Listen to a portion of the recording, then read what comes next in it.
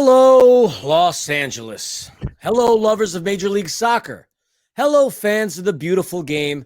And hello to the millions and millions of Defenders of the Bank listeners. Welcome to episode 263 of our little podcast, heard in over 100 countries.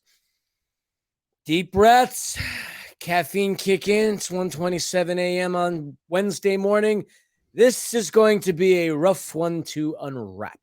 A game in which eyes from around the league and around the world were fixated on Pasadena. A matchup of historic significance as 82,110 were in attendance tonight, setting a league record. Fans showed up from both sides. The rivals showed up, aka the Galaxy. And LAFC sort of shows up. In reality, we haven't shown up since the CCL finals, having lost 8 of our last 11 in all competitions. But before we get into all of that, let's do our introductions so you have a clue as to who in the hell you're listening to if this is your first time. And if it's your first time, welcome and stick around. This is us. I am the platinum-colored-haired flamingo that, if you're watching, my name is Christian Philly Philemon, and that's Philly with an F, not a PH, and I'm coming to you from inside my laboratory at world-famous Philomonster Studios in beautiful Burbank, California.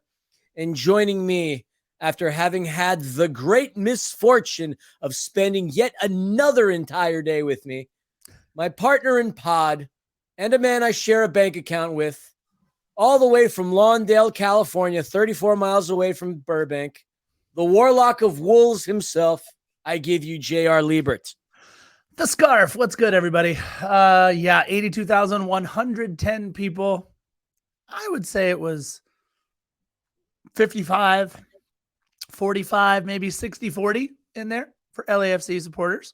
I think the 32 incredible.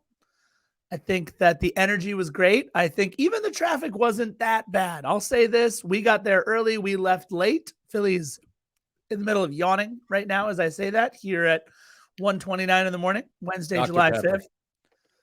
It's just unfortunate we couldn't provide a result for the incredible support that we had inside the Rose Bowl. Let's think about that for a minute. 82,110, the former home of the Carson Galaxy. Back then, we couldn't call them the Carson Galaxy.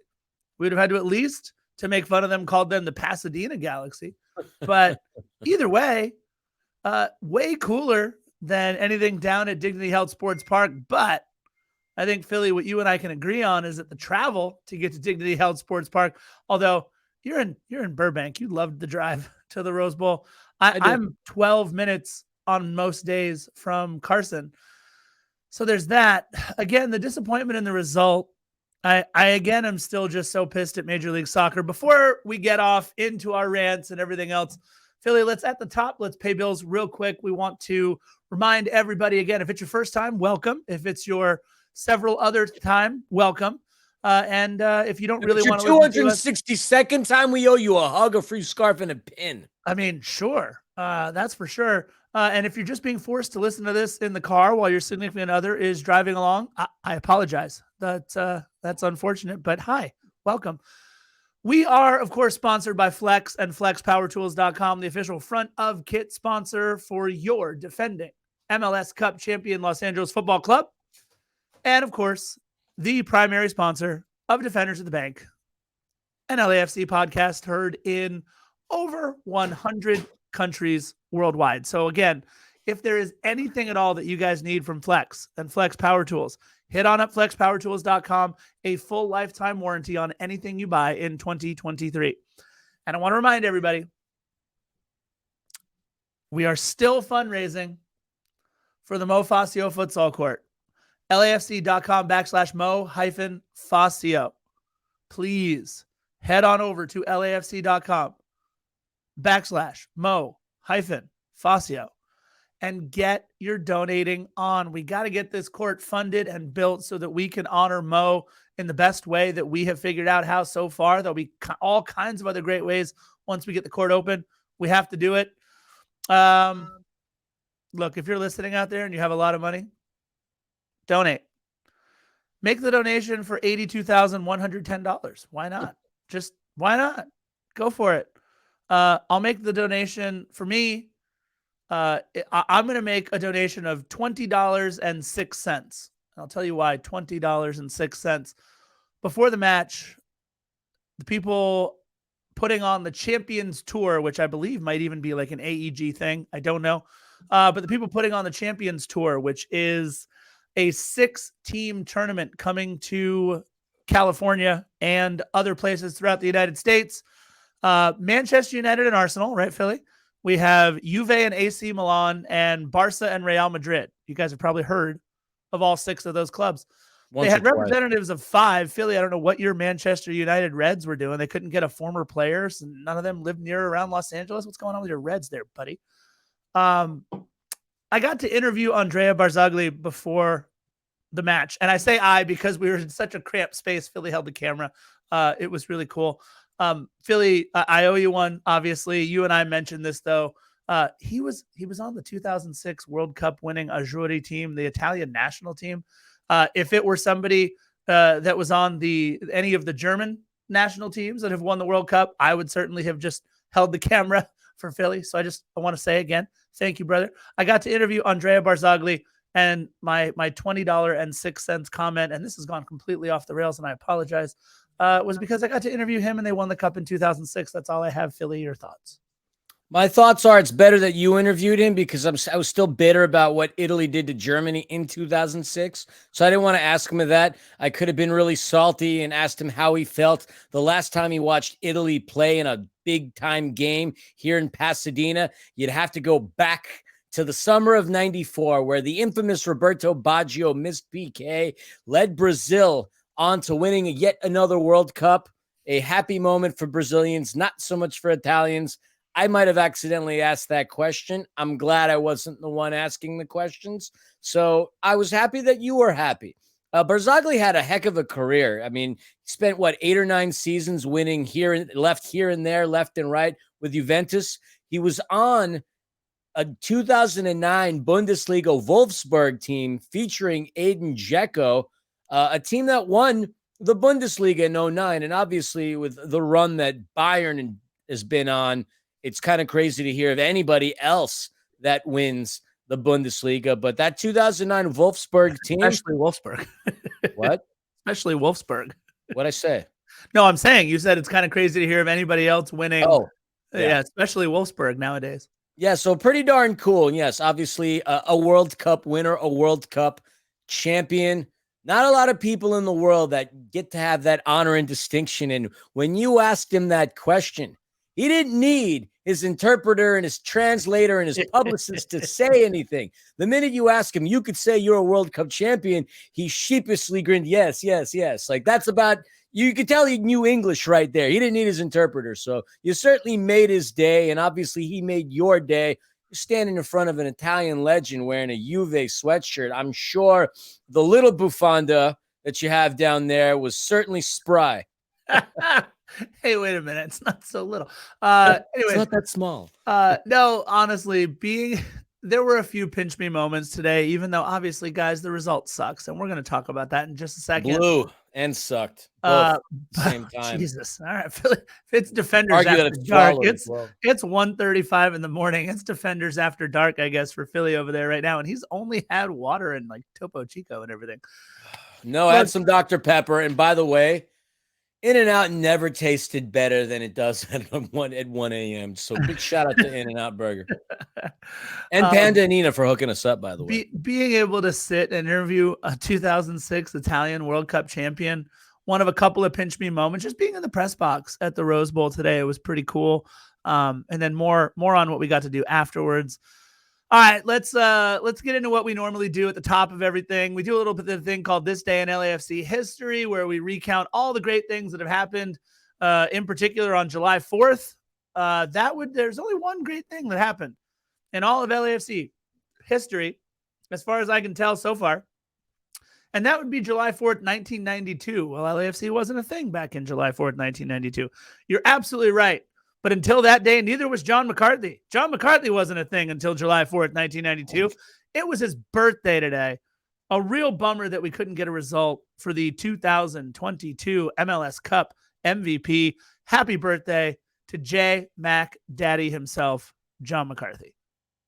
31 years of age and an elder statesman on this team. The exception, obviously, of Carlos and Giorgio. Forget how old Hollingshead is. Don't forget Eldon. Oh, and don't forget Eldon.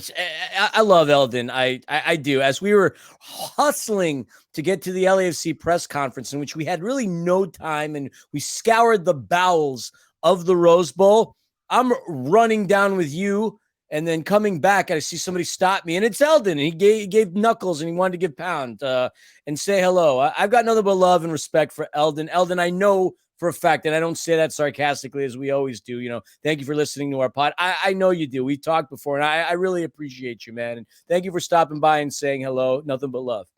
Yeah, absolutely. Normally we have a news and notes segment, but when we have games every 2 or 3 days, sometimes there aren't just that many news and notes. Philly, one news and note item, and I know it's not on the rundown. It is now Wednesday, July 5th at 1:38 in the morning, and that means just one thing, Philly. That means the transfer window is now open. So, Pixie dust. We need some freaking luck, some reinforcements, and some personnel changes. I hope we get a number 9. I hope we get more beefed up defensively. I hope we can change things around, because right now things kind of suck. Yeah. July 5th is when the transfer window opens. So if you're any team, with the exception of maybe, I don't know, the Galaxy, who can't make any moves in this window unless someone's a free agent, I think, Philly, it's safe to say you and I are comfortable in saying on the podcast that we expect some Jose Cifuentes news in the next day or two, whether it's Rangers or somebody else. Looks like Jose Cifuentes is on his way out.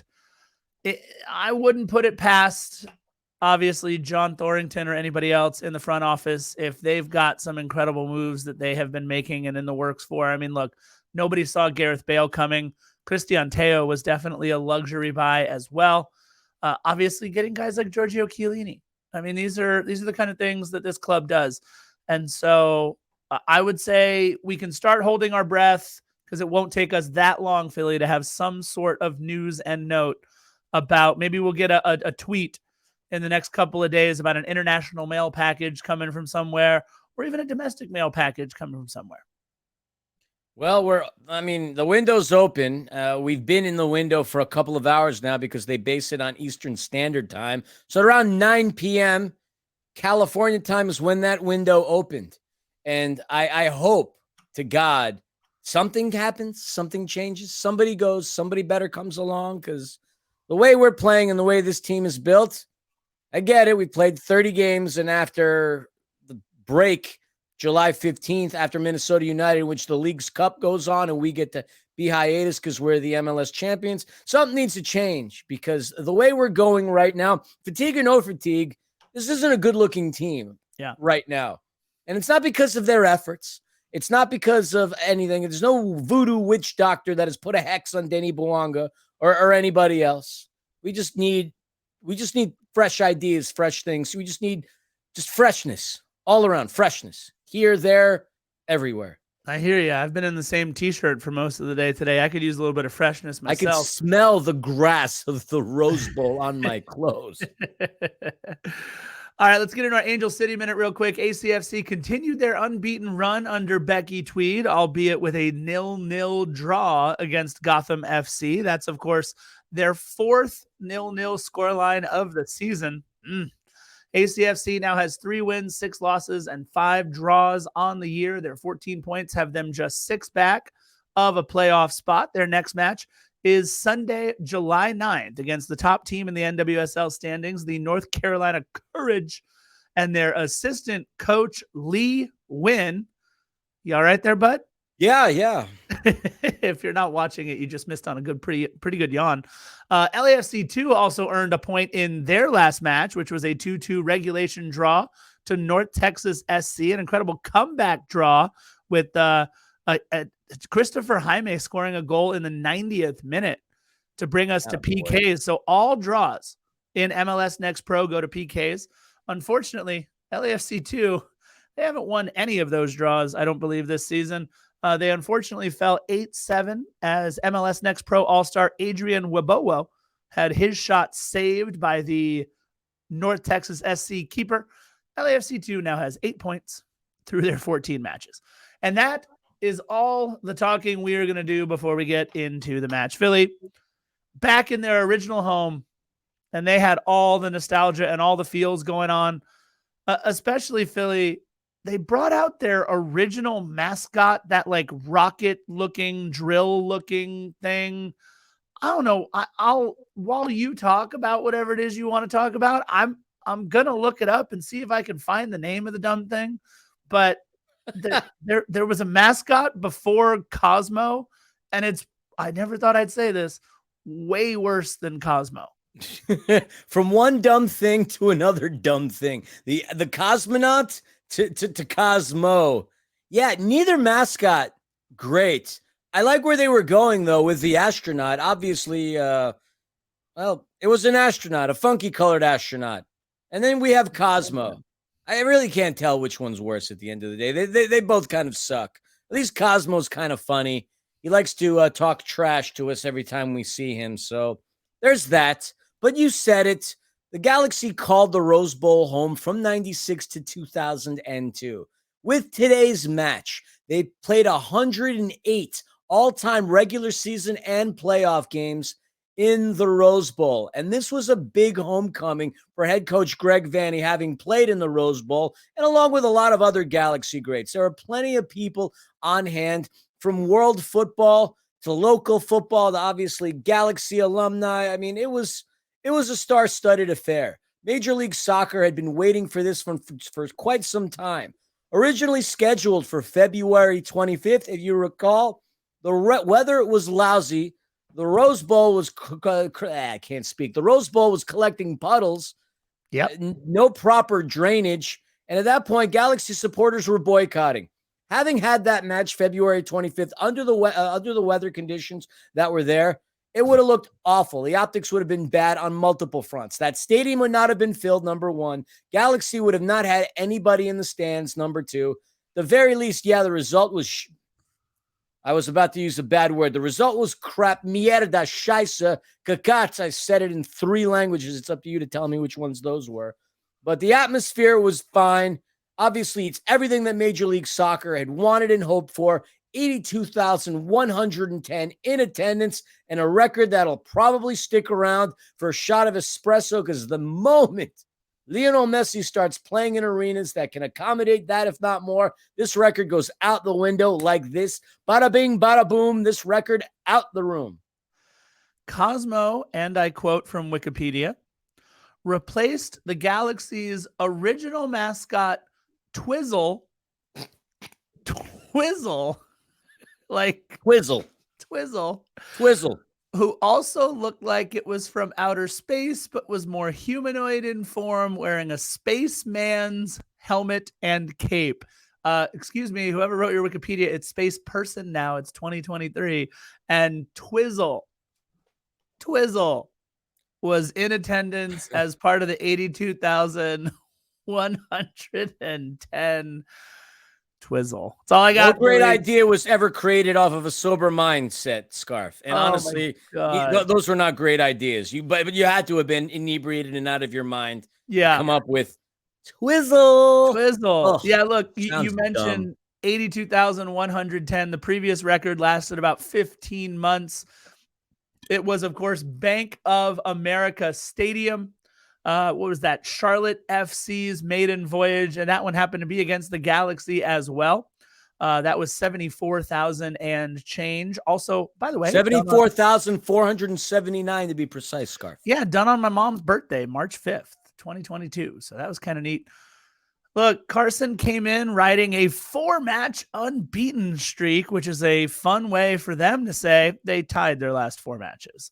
This was a club that, you know, if you ask some of the insiders, with the way that Douglas Costa had been playing, and obviously Ricky Puig, and something they're not going to say out loud, but we know to be true, especially with the way we've seen them play recently, they're a better team without Chicharito.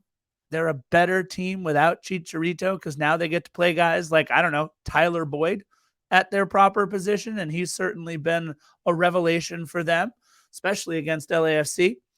This was a club, though, that would be missing a large chunk of their roster. We already talked about Chicharito. Martin Cáceres, Eric Zavaleta, and Memo Rodriguez would all be hurt for this one. Jalen Neal out with the U.S. men's national team on international duty.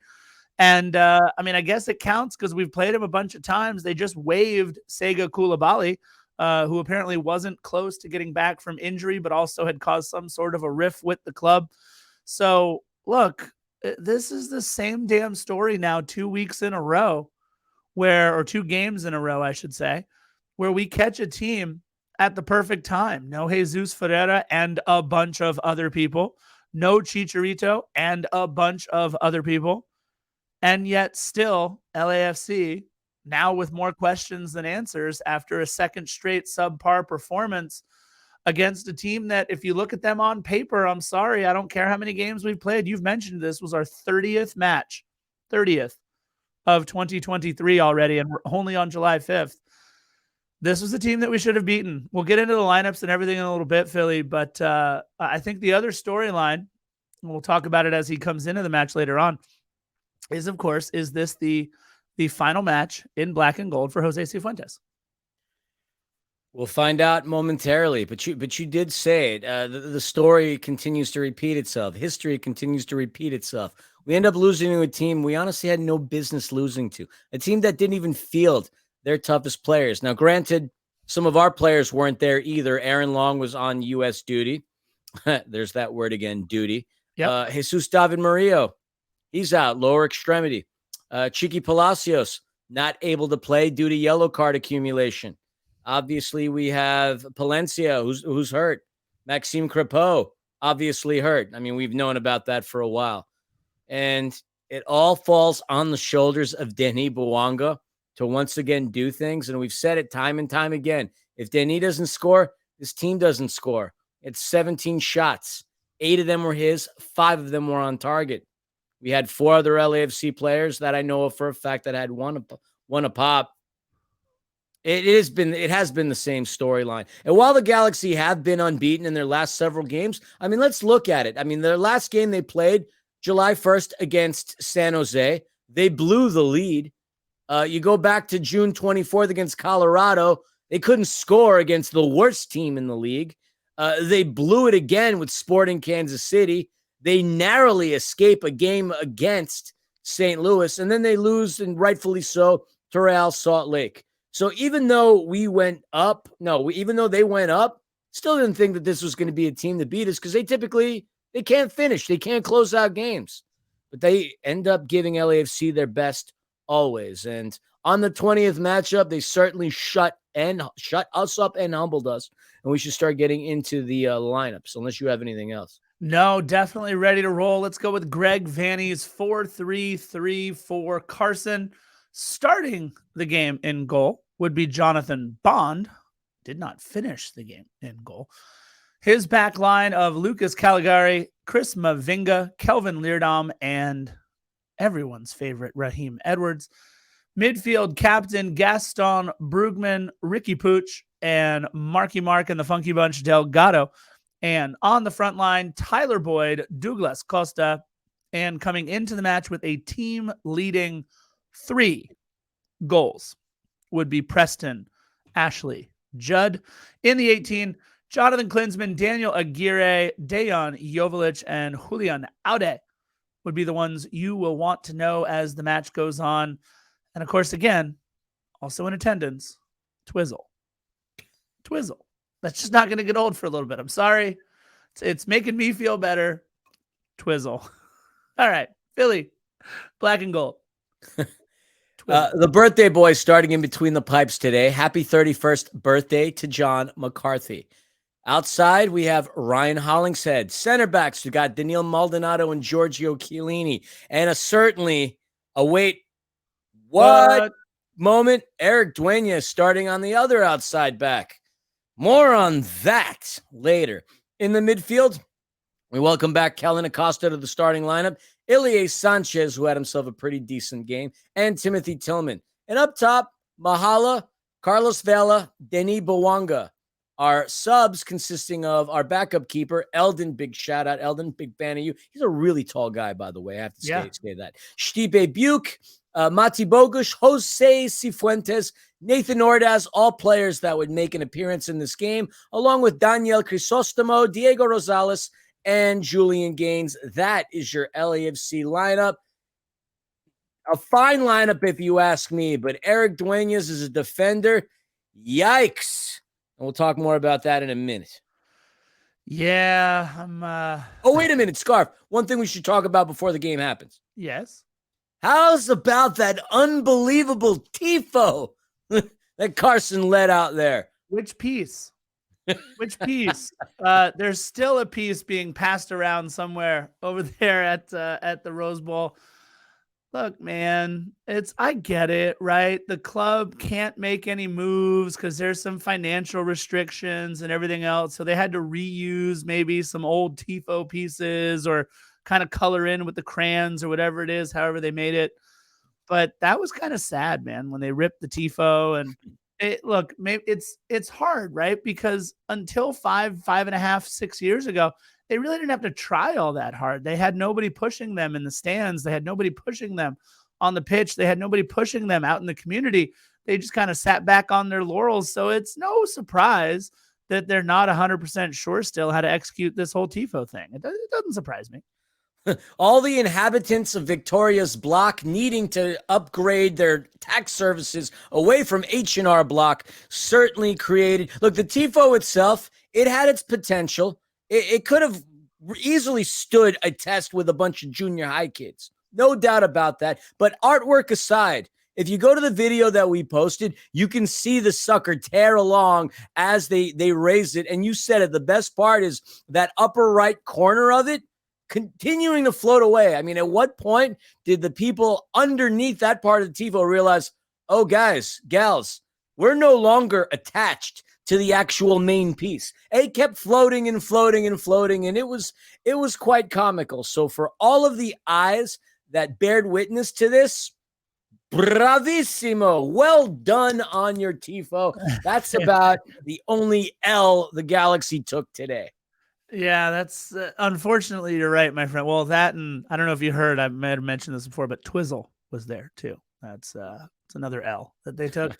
Second minute of the match is all it took for Denis Bouanga to make his presence felt at least a little. We would have liked to seen a little bit more from Denis today, but a dangerous ball in the box, the shot saved by Bond. And I thought, okay, all right, we're doing okay.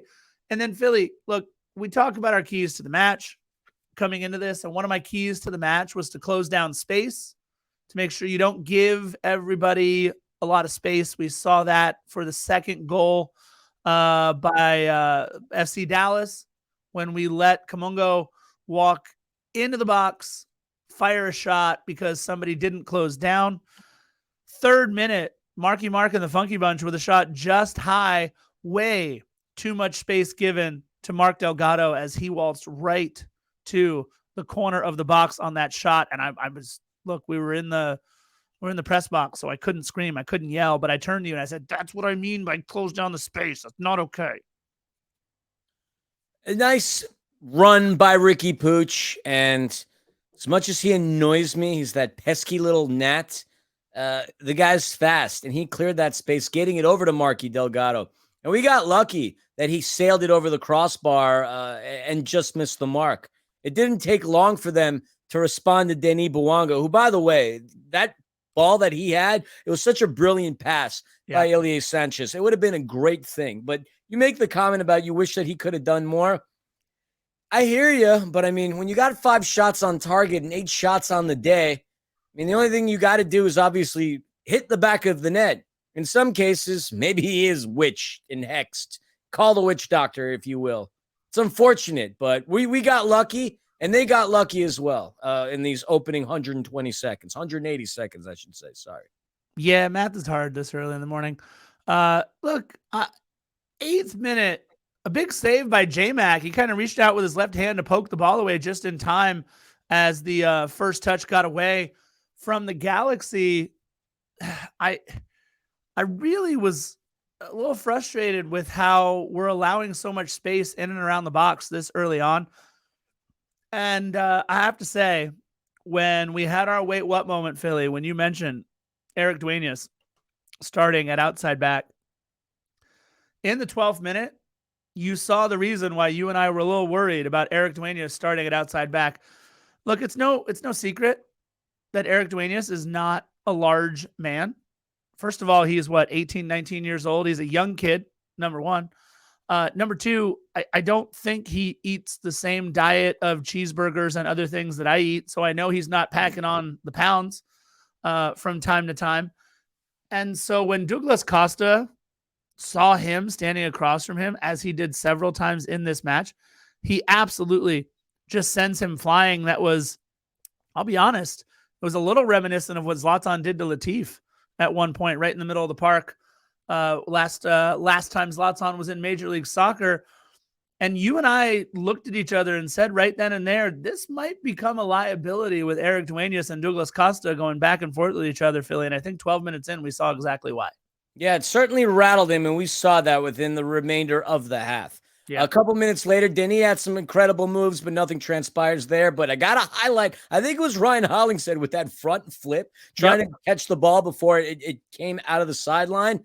That was kind of dangerous and scary. God forbid anything would have twisted, sprained, or got entangled in that respect. I mean, I don't understand what the point of the front flip was. It looked kind of cool, though. Looked cool. It did, but nothing transpired. 16th minute, got a great ball into the box by Carlos Vela. It was a hell of a pass. Then he gets it wide open, getting clear of Caligari, which he would do time and time again, and he smashes it. Problem is, it was right to Bond, and Bond had a great, here I am, great reaction to that, an impeccable save.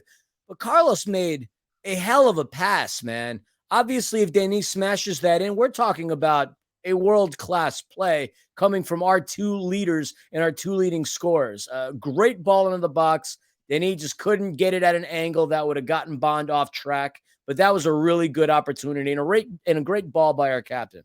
Yeah, Philly, my other key to the match going into this was that we needed to have more progressive passing. We needed to get forward with the ball. And you and I had mentioned Giorgio Chiellini and Carlos Vela have been the two best progressive passers we've had on the pitch for us in quite a while. Mate Bogusz, by the way, has been damn good too, but when you don't start him, I can't talk about him until, later on in the match. So I really liked Carlos Vela kind of taking the lid off a little bit and getting that ball behind that back line, a perfectly weighted and timed pass by one Carlos Vela to Denis Bouanga. Carlos also crossing it into the box in the 18th minute, but Ryan Hollingshead's header taken pretty easily by Jonathan Bond. And Philly, we've gotten into the habit recently of within the first 20 minutes of a match, picking up kind of a silly yellow card in a situation where we don't need it. This game, your silly yellow card was brought to you by Timothy Tillman, who committed a sliding foul from behind to earn the yellow card inside of 20 minutes. So nothing like one of your most important players on the pitch getting a yellow and having to play 70 minutes or so on that yellow. Oh, and by the way, it's the same position that's going to go toe-to-toe with Ricky Puig, the most dynamic player on the pitch for the next 70 minutes. Yummy. Yeah. And speaking of which, 21st minute, Costa, who helped pick up that yellow card on Tillman, gets the ball in over to Ricky Puig. And he has a shot, but it's an easy save made by John McCarthy. And then a couple minutes later, we had yet another great defensive play made by Giorgio to ward off a Galaxy attack. He had one prior to that shot by Ricky Puig. But then we say that name yet again. 26th minute. 26th minute. Sorry, I hear screaming at Grito. Come here, buddy. He's just staring at me. It's so funny hearing him scream for no reasons. Anyway, Ricky Puig easily getting by Kellen Acosta. He feeds it on over to the New Zealand American himself, Tyler Bond, and Duenas was whipped around in this 360 circular fashion. And as Taylor Twellman said it on the air, Duenas puts no pressure whatsoever on Tyler Bond, and he has a hell, and he's a religious man. I don't think he would appreciate this because he did say he gives all praise to his Lord and Savior, Jesus Christ. He did have a hell of a shot, though, that John McCarthy, there was no way he's getting to. And by the way, narrowly missed Daniil Maldonado's dome, but a goal of the week candidate. Galaxy doing exactly what we don't need them to do in the environment that they did it in, scores the first goal of the game by absolutely embarrassing us. Ricky Pooch, great player, and Tyler Bond. I don't know what it is about him and scoring against LAFC, other than the fact that he says he loves to rise on the occasion for the big games. And man, what a heck of a goal by the New Zealander. You probably should start calling him Tyler Boyd at some point, but that's Call him Tyler Bond several times. Oh yeah. Oh my God, I'm so sorry. There's an indoor soccer player whose name is that. Yes, Tyler Boyd. My mistake. Again, it's 2 a.m. I apologize to any Galaxy supporters out there that I might have offended. If you're a Galaxy supporter, I offended you. I don't know. Good. I'm just kidding. Yes, Tyler Boyd. Jesus. Taylor Twellman. Tyler Boyd. I don't want to actually say that name repeatedly against LAFC. Well, we're going to have to talk about him a little bit later on. And Philly, you and I had the unique opportunity of comparing and looking at each other's notes as we were taking them, as we sat right next to each other in the press box. And I showed you the note I wrote in the 25th minute, which was 1 minute before the goal. And it says, Eric Duenas looks a little jittery. Since that Costa play, he hasn't looked as confident as he normally does. And just after I finished typing that sentence is when he does not close out at all on Tyler Boyd. And the frustrating part is, Philly, Tyler Boyd did this to us already this season. Now, granted, it was in the LAFC 2 match, but no one closed out on Tyler Boyd. He hit a banger from distance. This guy hits bangers from distance. I don't care that he only had 2 goals on the match coming into this, 2 goals on the season, coming into this match in Major League Soccer. We know he had another one against us in the Open Cup, so it's a guy who we know can score. In the 28th, we almost responded right away, Denis, with a beautiful cross that slid all the way across the mouth of the goal, just missing Mahala Opoku. That would have been a nice one.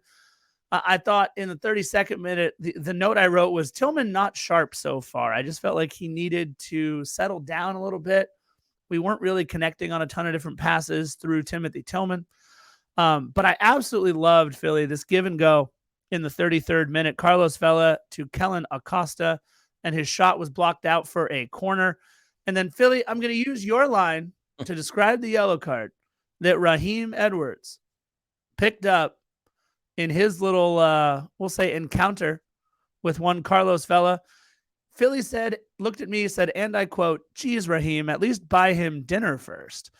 Because that was quite the tackle from behind by Raheem Edwards on Carlos Vela. And I just wanted to share with the millions. And millions. Your lines. I liked it. Buy him dinner first. Why not? Well, that Raheem Edwards, I tell you, 36 minute. I mean, he gets into the box by absolutely passing by Tillman, Denis, and Ilie. And then as he gets by the 3 of them, he absolutely puts the moves on Daniil Maldonado, shakes and absolutely bakes him. I mean, like Ginsu knife with precision. And had it not been yet again, I think this was his 3rd defensive stop in the box. Yeah, Daddy came home. Had it not been for Chiellini to step up again, that could have led to a Raheem Edwards goal. And I don't think there's anything more that could have happened that would have made me sicker to my stomach than to see Raheem Edwards, of all stinking people, embarrass us in that way. Thank you, Giorgio Chiellini. We would have never heard the end of that if flipping Raheem Edwards scored that goal in the manner that he did. That was the best aggressive movement and technicality that I've ever seen out of that guy. We've been watching him for years at this point. I wrote down Raheem Edwards just had his greatest moment in the history of his career. It really looked an awful lot like that one Messi goal, right, where he dribbles through like 5 or 6 people on his way to the box and then puts up a banger into the corner, except he couldn't put a banger up in the corner. But that's Raheem Edwards. Look, you guys know I like to say 0 positive things about Raheem Edwards. He's a snake. He left. Whatever. But that might have been the greatest moment in the history of his career. So there you go. The 41st minute brings us an attempt well wide by Preston Judd, my player to watch in the match, who was really a non-factor in the match. after a nice series of passes by the Galaxy, they were looking far more the dangerous side through the 41st minute. If not for Denny Bwanga in the 43rd minute, Philly, if not for Denny Bwanga, we are likely down 2 goals. Denny Bwanga, it's like those pictures where you see like a kickoff return where a guy's like running down the sidelines and you think, oh man, no one's around him. He's gonna waltz in for an easy touchdown, and then that player just streaks across from the opposite side of the pitch, or excuse me, it's a football game I'm talking about, so that would be a field. Streaks across from the opposite side of the field and tackles him seemingly out of nowhere. Ricky Puig absolutely shook and booked. That's the past tense of shaked and baked, right? Ricky Puig absolutely shakes Eric Duenas, and there was nobody in the picture. Eric Duenas even tried to reach out and grab him, I think, at one point, and just beep, beep, zoom. Ricky Puig was gone. And then out of nowhere, Denny Bwanga racing back to help slow down the attack. The pass does go to Preston Judd, but luckily his shot goes right at J-Mac. We know we haven't gotten the production from Denny Bwanga over the last series of matches that we would have liked, but that might not show up on a stat sheet. But when you're watching this match, you know beyond a shadow of a doubt that Denny Bwanga, at least defensively, had a massive impact on this match in the first half. The blazing speed of Ricky Puig, if you didn't know who he was prior to that, you certainly saw it because, he rode runners past Eric Duenas' Coyote. It was just insane how quickly he went through. And you said it, Denny races back and does that thing. If not, obviously, then Judd has enough space to take it right to J-Mac. The way you described that play, it reminded me of that Super Bowl between the Cowboys and the Buffalo Bills, in which Leon Lett almost had himself a touchdown. What's that? Don Beebe. That's right. Wasn't he like the backup quarterback or something? No, Beebe was a wide receiver for them for quite a while. But I always thought it was the backup. I forget. But either way, like Leon Lett nearly scoring a touchdown and great defensive play by whatever Buffalo Bill that was. Sort of what it reminded me of when you were describing that play. But we certainly got lucky. I mean, Jesus, that speed of Ricky Puig, crazy. 43rd minute, Ryan Hollingshead tries to get it to Mahala, but he missed yet again. And thankfully he did. Thankfully, he was called offside because there was a number of times that we tried to connect with Mahala in the box by way of multiple people and just missed. We get a minute worth of stoppage and nothing happens whatsoever. Nothing to really describe there. And going into the locker room, the Galaxy looked like the better team within the first 45 minutes. But crazy enough, despite being up only 1 goal, LAFC still had the same amount of shots on target that the Galaxy did. 3, with less shots taken altogether. 5. Galaxy had the vast majority of possession. I don't want to say vast majority. 56-44 isn't a great deal. Better passing, same chances created. We had more set piece opportunities. We led in fouls and offside, both tied with yellow cards at 1 apiece. But it was certainly the Galaxy's first half, and we were hoping that we would get some second half substitutions to change things around. Maybe Eric Duenas not playing back would have been one, but to start the second half, we did get some changes, but not the changes that we had anticipated. Yeah, look, this tells you about the health of one Kellen Acosta, I think, right? He's still coming back from whatever lower extremity injury he's got. And so Jose Cifuentes, literally playing in a match now while the transfer window is open. Jose Cifuentes coming on for Kellen Acosta. Duenas still at right back. That was the only change made by LAFC at the half. And a surprising one, it wound up being I think it was a quad injury is what I wound up. Hamstring is what Greg Vanney said in the press conference. Oh, interesting. Okay. So Greg Vanney doesn't know exactly the play that it occurred on, but he complained about something. They got it checked out, and he said, yeah, something's up with the hammy. And so we have Bond going out for Klinsmann. Yeah, Jurgen Klinsmann's kid. Headed Speaking of hamstring, mine's tightening up as we speak. Oh, okay. I have no idea how that could have happened with the amount of water I consumed today. Yeesh. Sorry. I'm sorry. If you have never watched one of our podcasts on YouTube, we're at the 45-minute and 22-second mark. Please, for the love of God, go on to YouTube and watch this little moment, 45-20 or so. I almost lost my podcast partner to a hamstring injury while he was seated. Oh, man. How does that even happen?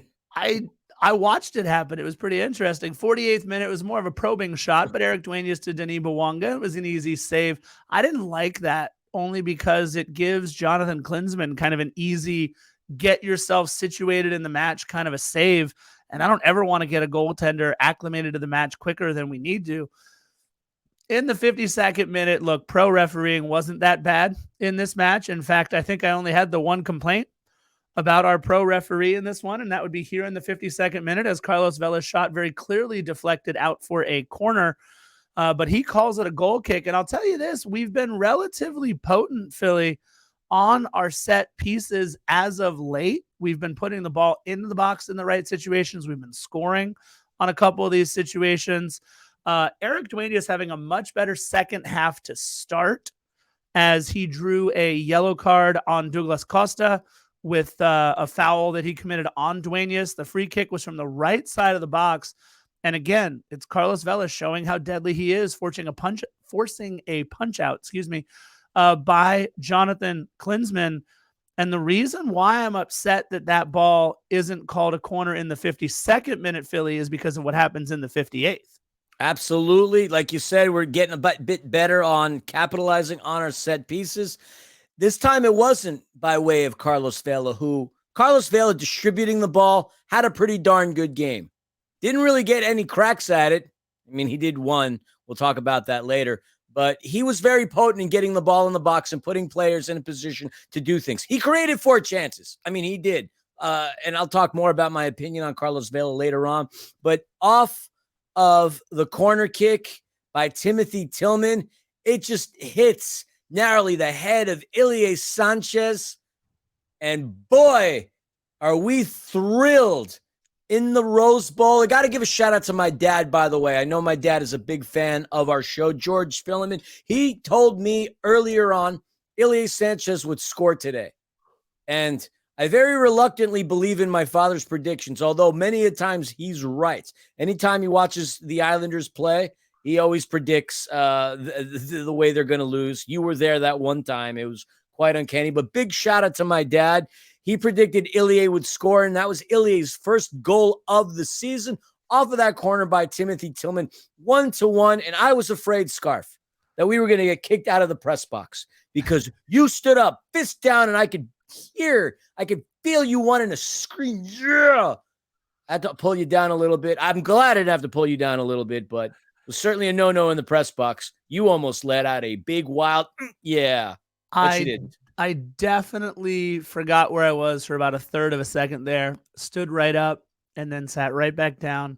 Looked around, by the way, and realized, okay, other people they weren't cheering for LAFC. They were just watching the game along with us. I would have certainly been cheering for LAFC in that moment, but I sat right back down.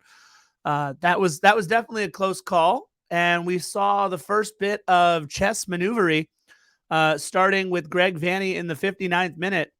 Substitutions for Carson, Dejan Joveljic and Julian Aude coming into the match for Preston Judd and Raheem Edwards. My pick to click for the match, Preston Judd, pretty much a non-factor in every single way here in this match. So not great, and it's always fun to watch not Raheem play. So there you go. 62nd minute, Ricky Pooch tried to do what he did against LAFC 2 and almost pulled it off, but luckily had a little bit of help there inside the box. The ball cleared away nicely. And I wasn't quite sure what Mahala was trying to do with the ball on the counter there. Killed a really good chance by holding the ball a little bit too long. And then Sifu tries to do a little bit too much with the ball and puts it up and over and out of bounds. Sifu, I love you, buddy. But some pretty uninspired play for most of the match here in what you had to have known was going to be your last match. And finally, Philly, in the 66th minute, Caligari joining the Carson Diving Club over there on the sidelines as Ryan Hollingshead arguing with the referee correctly that Caligari dove in the box. And Philly, some nervous time in the giggity minute, in the 69th minute, Ricky Puig, thankfully choosing the wrong lane on the run as, look, he had a couple of different options, and we're just glad that Ricky Puig chose the wrong lane. And then Daniel Maldonado picking up a sweet yellow card in the 70th minute with a foul right in the middle of the pitch because he couldn't stay in front of Ricky Puig. Ricky Puig, as you've said before, was a problem. Kid causes chaos, man. He's really stinking good. I hate to say it, one of the best midfielders. Definitely the best player on the pitch today. Arguably one of the best midfielders, if not players, period, within Major League Soccer. I mean, we could joke about how he's a Barcelona B reject. The kid's pretty darn good in Major League Soccer when he wants to be. And I hate to admit it, but I mean, it is what it is. 71st minute, we get some more LAFC subs in. We get Stipe in for Mahala. And I'm thinking to myself, it's time to step up, young man. And at some point, Mati Bogusz came into the game as well for Elie Sanchez, although I didn't get the minute on that. 73rd minute, Galaxy with a great counter. Douglas Costa gets it on over to Tyler Boyd, and ball finds its way over to Ricky Puig. And here we go. It's no coincidence that Payaso Puig scores a great counter. And we got beat bad on that play. You got Boyd catching a great pass from Douglas Costa, who was my player to watch. And Timothy Tillman and Eric Duenas tried to do what they could, but Ricky Puig just so stinking fast. And he stretches out his leg, those tiny little chicken legs of his, and he scores a beauty. He didn't take off his kit, though, like he did in the game against the Kids, like he did last time. And it's not because he didn't want to. He certainly wanted to, Scarf, but he did know in the back of his mind, had he done that, he would have gotten himself billed with a yellow card. And had he gotten another yellow card, Scarf, he would have been sitting out the next match. So maturity kicked in for the young man.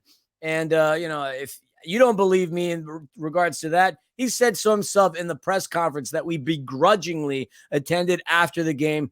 Ricky Puig assisted Tyler Boyd on the first goal. Tyler Boyd returns the favor, and now we're down again 2-1. But at this point, Scarf, I still had faith because the Galaxy have not been good at closing out games. They snatch ties from the jaws of victory, but it wouldn't happen in this game.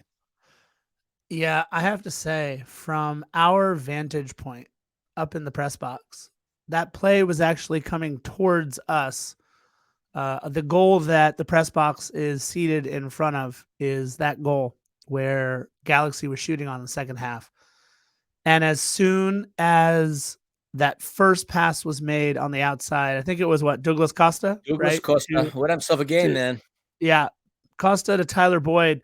As soon as that pass was made, about three of us, including myself, and I want to say it was Justin Ruderman down there in the front,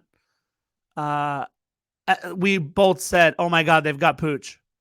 Because Puig was making that run right through the middle. And all due respect, I didn't see Philly, the defender that was on Ricky Puig at the time. It's Duenas. He absolutely smoked Duenas again. Poor kid. Absolutely smoked Duenas again. I didn't say that to bring up Eric Duenas again and to bury him, but I don't want to bury him. We're not burying him. It is what it is. It's just what happened. Ricky Puig is way faster than Duenas. It's not an insult. It's a fact. Yeah.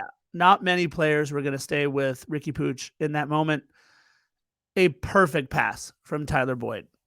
An absolutely perfect pass from Tyler Boyd on the foot. And it was a tap in. It was a goal that you would see Chicharito in his prime score, right? It's one of those poacher goals, one of those little tap in goals. Perfect pass. And we saw the play develop beautifully. I mean, it was a beautiful play. I hate saying it. The play absolutely sucked for my club, but it was a beautiful play. And it's something that we haven't seen LAFC do in the last 8 to 10 matches. It's been a while since we've seen something that nice. Another chess piece, though, that Steve Trundolo looking to play, and maybe he waited too long. I don't know. But the 75th minute, about 15 minutes to go, Mati Bogusz coming on for Ilie.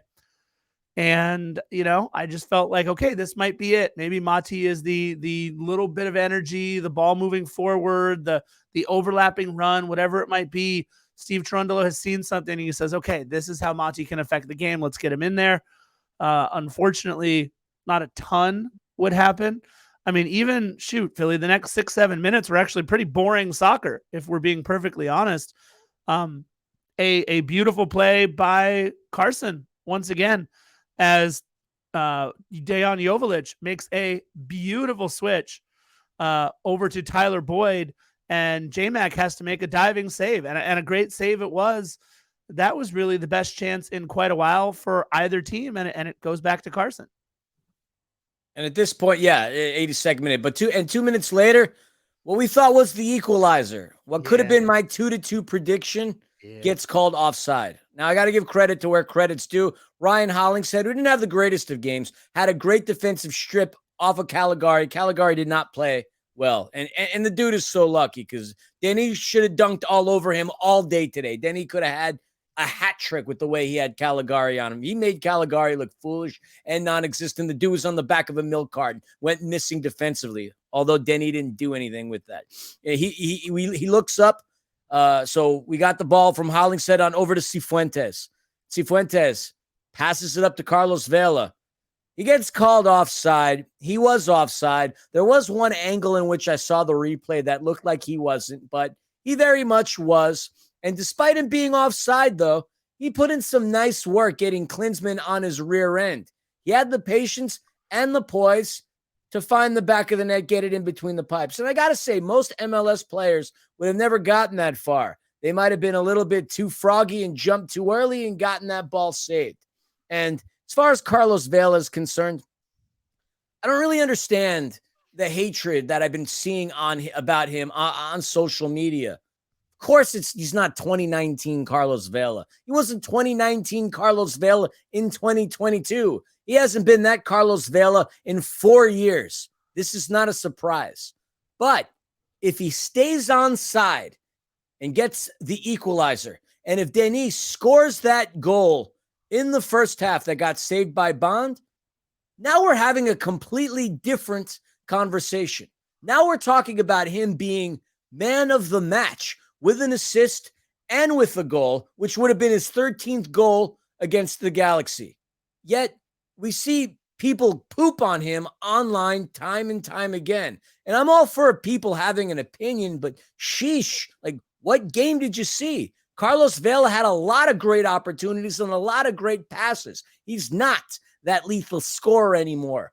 We've determined this. We've witnessed this. We know this. Yet he's still the team's second leading scorer at the end.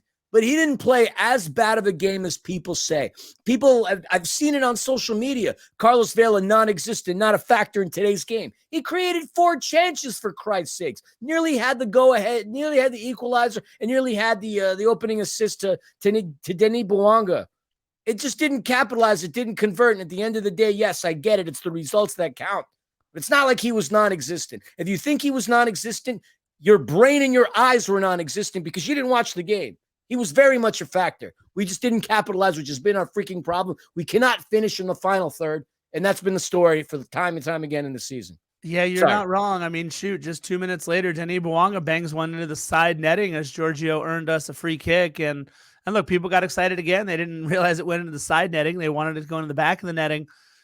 Again, frustrating because we do everything we need to up until the final 18, and we just can't put it in the back of the net. Aguirre on for Tyler Boyd in the 89th minute, and Philly, 90th minute, that was the chance. 90th minute, right before stoppage time or right during stoppage time, Timothy Tillman puts the ball into the box for Stipe Biuk. Stipe Biuk's first shot deflected back to him, and he put a almost perfect ball onto the head of one Denis Bouanga, but Denis just, he couldn't get it down far enough. I don't know if the shot was too high or his angle for the header wasn't very good, whatever it might have been. Denis Bouanga putting it just over the crossbar. Philly, a 90th minute goal. You had mentioned they are not good at keeping leads. If we could have got that one there in the 90th, maybe things change. And I think, again, we really dominated the run of play for the last 5-10 minutes of this match. We put Nathan Ordaz in for Timothy Tillman right before stoppage time.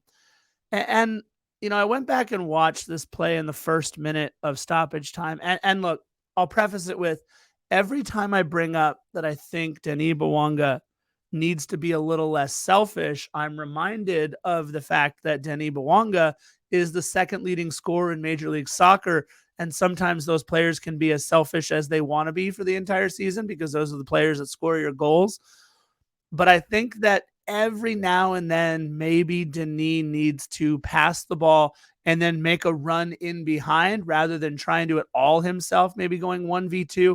Because I thought that as Nathan Ordaz made a run from the middle on this ball in the first minute of stoppage time, I know it's Nathan Ordaz. I know he's a teenager and he's had like 6 minutes of Major League Soccer experience. And this is Denis Bouanga, the captain of the Gabonese national team.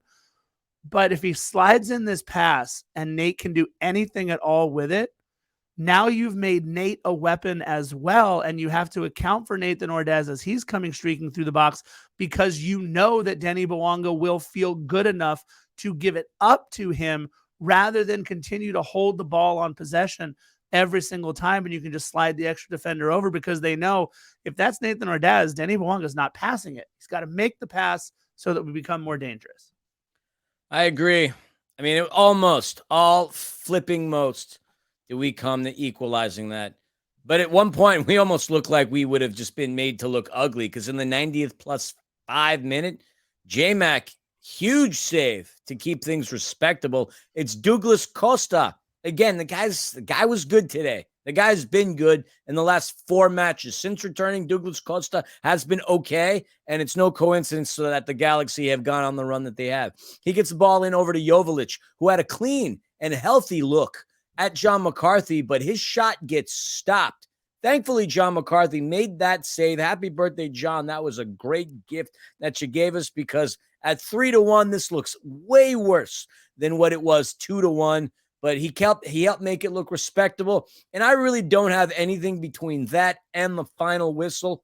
We gave it our all. Oh, I've got one thing. Okay, go for it. I absolutely, first of all, right before that, can we just talk about Mati Boguš's perfect ball into the box that bounced around a couple of times? Nobody could get a shot on target on it. Philly, we're talking about stoppage time being where we had 1 or 2 really nice chances, but you mentioned it. So did they. I want to mention in the 5th minute, it was pretty much the last touch of any black and gold player in this match. Oh, yeah. Jose Cifuentes, with maybe his last touch as a member of LAFC. The pass way too long for Denis Bouanga. He wanted Denis to cut inside. Denis was making his run on the outside. He kind of got mad at Denis there in the last minute.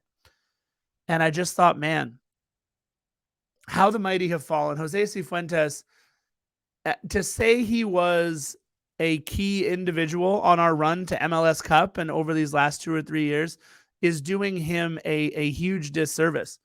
He was a massive part of everything we did on offense. And he was a pretty solid defensive midfielder when he wanted to be from time to time. But it was the dynamism that he brought us on the offensive end of things for LAFC that really set Jose Cifuentes apart. And to see how the mighty have fallen, how 2022, the end of 2022, and really the beginning and all of 2023 have just been, he's been a shell of himself, man. He's had 1 foot, 1 mind, 1 eye on Europe the entire season, Philly. And you just had that feeling like, man, his last touch is going to be a ball where he clearly showed no connection with the most important player on the pitch for us in Denis Bouanga at that time. So his last touch will kind of be a bad pass, and then he yells at Denis Bouanga. I love the guy, man. I wish him all the best. If he goes to Rangers, I wish him all the best there. If he goes to the Texas Rangers, I don't care. I wish him all the best there. That'd be something if he went on over to the Texas Rangers. I mean, if they're starting a soccer team, they do okay by signing Jose Cifuentes. But again, I'm bummed with how this looks like it's coming to an end. I was reading on Twitter, Philly, that someone posted out there that he had tears in his eyes as he was looking at the 32-52 as he was coming off from the pitch because maybe he knew that this would be it.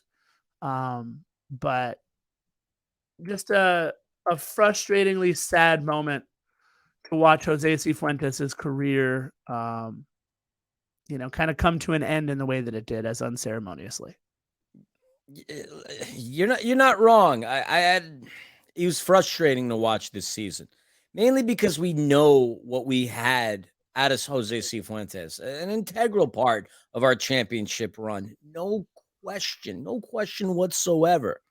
But this was a very disappointing season for him. And yeah, I get it. He should have gone. He probably felt that he got hosed in that respect. But now he's going to get his opportunity. And when he comes back, we'll cheer and we'll salute him. And quite honestly, as we should for every member of that 2022 championship team. We're spoiled in Los Angeles. We have so much success from a lot of our sports franchises, but winning a championship is just not an easy feat. Who knows when the next one is going to be? And with the way we're playing, it certainly doesn't look like it's going to be 2023. I can tell you that for a fact. We certainly, no way hell we're going for competing for a supporter shield. But I do have nothing but love and respect for Jose Cifuentes.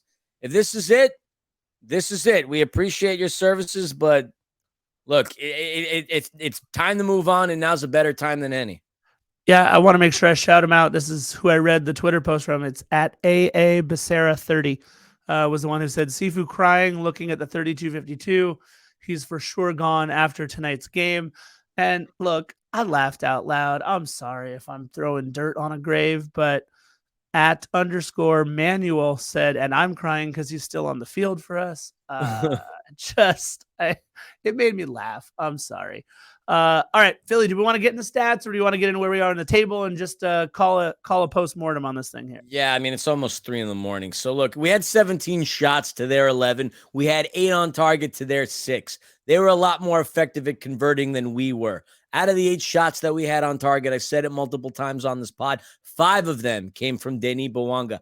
5 of them. He nearly had as many shots on target as Galaxy did in the game. They had a little bit more possession than we did. Our passing accuracy was the way it was. We had 5 chances that were created, and 4 of those by Carlos Vela. And I mean, that's the story there. Denis Bouanga probably should have scored a goal.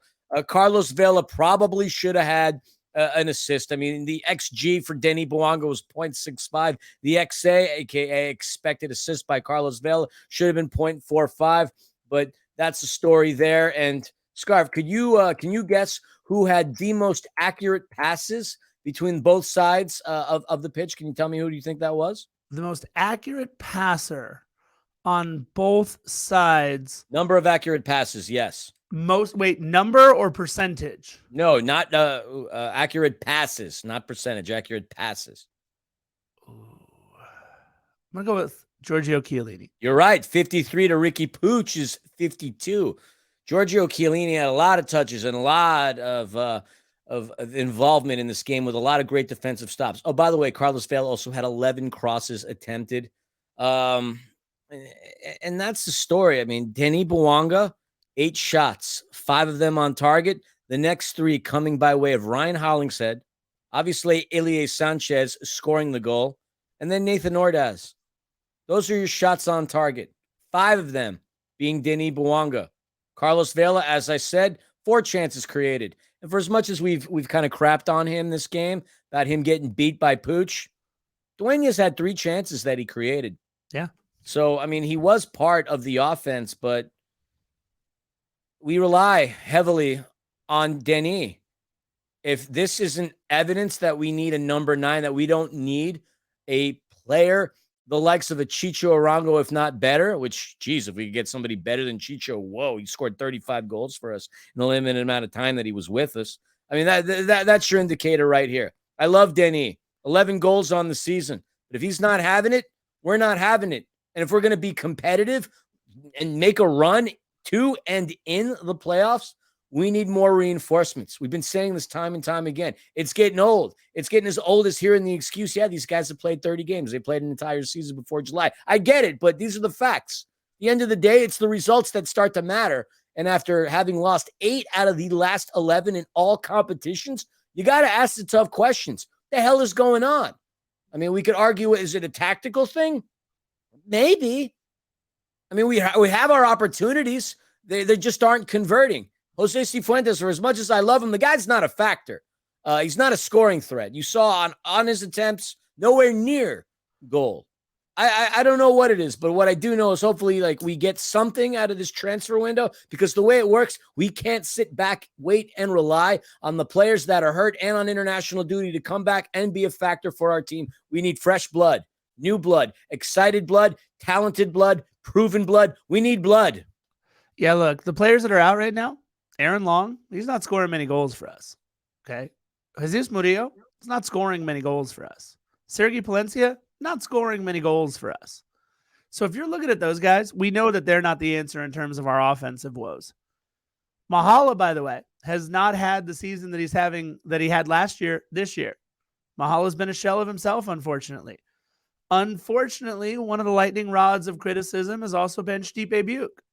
There's been very little in terms of production that have come by way of number 7, Stipe Buick. And when you are looking around Major League Soccer and you're seeing the likes of Christian Ramirez and Danny Musovski, who are relatively true number 9s in that they have one job, and that's to get forward and score goals, putting goals into the back of the net on a consistent basis. And we've seen that, unfortunately, from Christian Ramirez pretty much ever since he left LAFC. He tore it up at Aberdeen when he got the minutes anyway. Then he fell out of favor. I don't know what happened. Maybe they realized he was an American, didn't want him there. I don't know. But Christian Ramirez got run out of Aberdeen, and all he's done is gone to Columbus Crew and scored a bunch of goals. You've got a guy like Danny Musovski who, look, I don't know how much run he's going to get moving forward with Chicho Arango coming in there and a couple of other guys who they're looking at in terms of frontline help. But Musovski is scoring goals. And so, look, I'm not saying bring back Danny Musovski or we should have kept him instead of Mahal or anything else like that. We love Danny. Oliver, we hope you still listen to the pod as well. We miss you guys. And Christian Ramirez, when he was in black and gold, was clearly a problem. Look, Christian Ramirez did something that was way harder to do than score a goal, and that was put it over the crossbar from 6.5 inches out. He was one of the better false 9s we've had. Absolutely. But he was a 9. And so I think what we've realized, anytime I hear false 9 now, I think of Jamie Tart running by, pass me the ball, pass me the ball, pass me the ball. I'm open right over here. I know I'm an American who loves Ted Lasso. Deal with it. What do you think about that, Beard? Yeah, There you go. Props. We need a 9. It's no secret. We need a 9. We need some midfielders because I think we know with Jose Cifuentes going out the door, look, if we start Timothy Tillman, Kellen Acosta, and Ilie Sanchez for the rest of the season, great. But if that's who we continue to rely on week in and week out, Kellen Acosta dealing with injury, Timothy Tillman dealing with injury, Ilie Sanchez, look, he's a little older, and I feel like we said this last year, but he kept playing really well. But he's even older than he was last year, this year. That's how that works, right? So it is Eric Duenas, Nathan Ordaz. Are they viable options in terms of depth? Sure, for now. But I would like somebody a little bit more experienced. And the nice part is what we know about John Thorrington and Steve Cherundolo is that when they scout players who work for the system, they scout players who are ready to fit in tomorrow. It took Monty Bogusz a month or two to get acclimated to, I don't know, everything, including living in the United States. He's a teenager that came over to play in the United States at our highest professional level of soccer. Took him a little while, but took Danny a little while. Let's not be absolutely. Let's not forget that. I think it's safe to say that what we see from Mati Bogusz is something special. I think Mati Bogusz is special. And anybody out there who doesn't believe it, keep in mind he's 19. And keep in mind he's doing things in terms of set pieces and putting balls literally on the head and on the feet of players coming into the box right where they need to be, that he's doing some special things. But I'm hoping, you mentioned in the various bloods that you said that we needed, I'm hoping that some of these players that we bring in are veterans.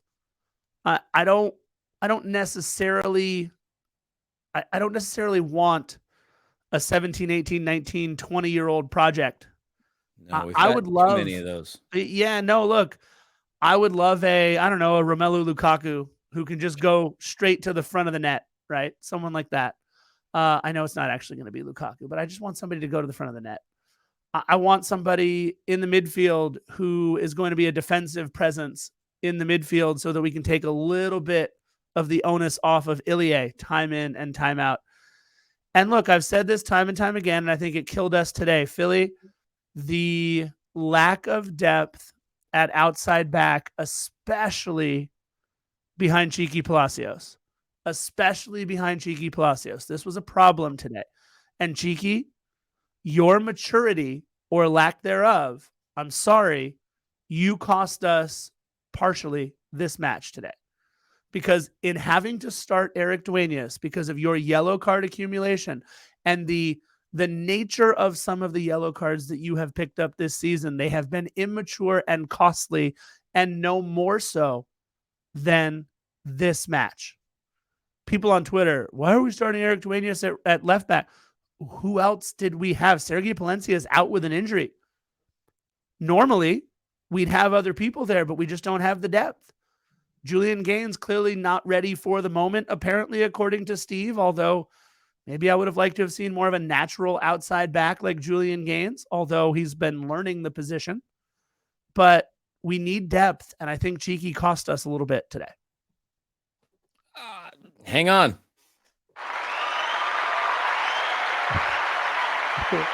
That applause was because you're absolutely right. Cheeky, this is kind of on Cheeky for having Eric Dueñas out there. We've learned something. We've learned a couple of things this season in these past few games, especially these past couple losses.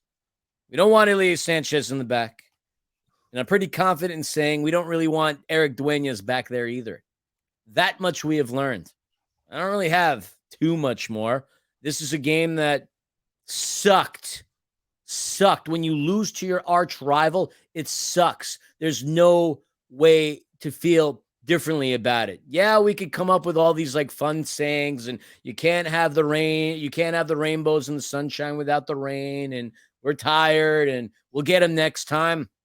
I want to get them every time, every single time. 82,110 people on hand. And we had everything going for us. It looked like we had the vast majority of people in attendance.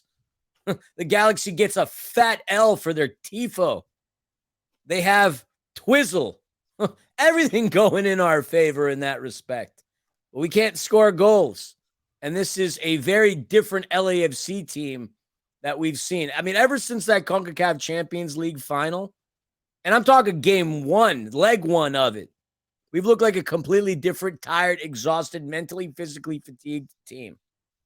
And as I said in the last pod, we ride this fatigue wave, it needs to end July 15th in that match on the road against Minnesota United. Because with a 2-week break, there's zero, and I mean zero, excuses for fatigue mentally and physically. The season's a grind. I get it. We've played more games than anybody else has in Major League Soccer. But this narrative needs to end and change because if we're going to be a championship team, a defending championship team, and we know what is ahead of us in terms of our schedule, you got to roll with the punches, and it's every man up. I understand why people are angry with Stipe Biuk. I don't want to be angry at Stipe Biuk, but he hasn't really done much. I love what you're saying about Matsi Bogusz. A lot of potential, a lot of great things, but he needs to step up. It can't just be Denis. I grow tired of saying the same stinking things over and over and over again. And at 2:45 in the morning on Wednesday, July 5th, I'm done with this. I'm done. The last thing, Scarf, if you may, you have anything else that you need to add? I just have one thing that's totally mine will be quick, but go ahead. No, go for it. I'll end it with my thing. Oh, why do you get to have the last word? Oh, fine. Fair enough. A lot of people have been asking me about this thing, this away patch. Yeah. Okay. So the way it's worked for us, and I'm saying this because it's happened a couple times, the place to go to for that patch, if you're behind the north end and you're staring directly at it, to your left, that little corner right there where you have like the guest services, that is the area where they had been this season handing out the patches. If you could show proof of your ticket from the game, you get the patch. And that's how we got it. You don't get it at the opposing stadium. You get it at BMO from that section. If they change it, they change it. But this is where we've gotten these patches. So FYI, that's that. Yeah, that's the northeast entrance of the stadium, you guys. Head on over to the northeast entrance stadium again. If you're behind the 3252, underneath it, looking at the 3252, it's to your left. So head on over to there.